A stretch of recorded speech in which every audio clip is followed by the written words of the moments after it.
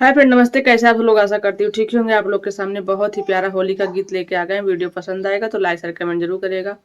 बहुत ही प्यारा होली गीत है, तो चलिए शुरू करते हैं। सुनकर एकदम मन मस्त हो जाएगा। और गाय जैसे पिछले वीडियो को आप लोगों ने प्यार दुलार दिया है, इस वीडियो को भी प्यार दुलार दीजिएगा। तो जय माता दी, हर महादेव। चलिए शुरू करते हैं।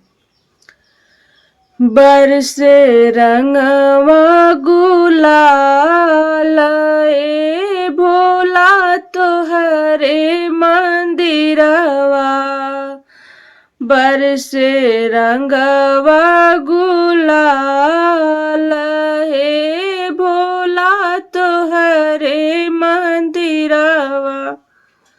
भोले के मंदिरवा में ब्रह्मा जी अइले, भोले के मंदिरवा में ब्रह्मा जी अइले, ब्रह्मा जी अइले संग में सरस्वती जी अइली।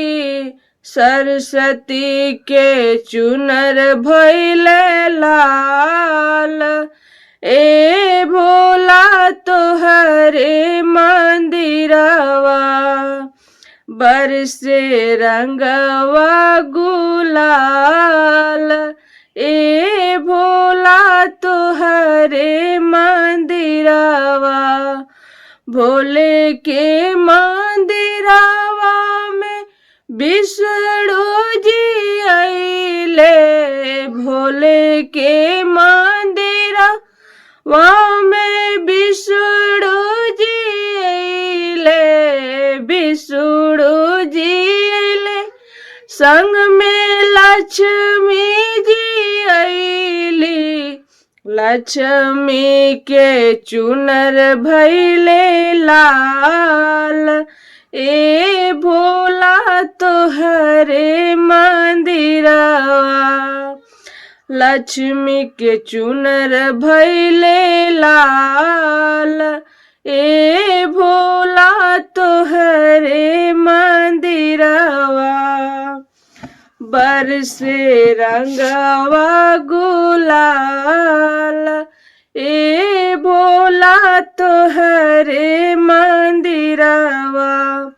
भोले के मंदिरवा में गणेश जी अइले, गणेश जी अइले संग में रिद्धि सिद्धि के लइले, रिद्धि सिद्धि के चुनर भइले लाल ए भोला तोहरे मंदिरवा, बरसे रंगवा गुलाल ए भोला तोहरे मंदिरवा।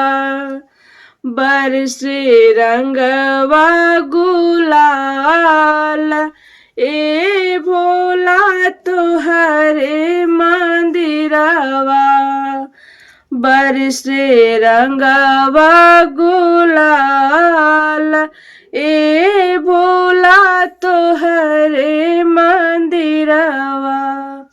वीडियो पसंद है तो लाइक शेयर कमेंट जरूर करेगा। जय माता दी, हर हर महादेव।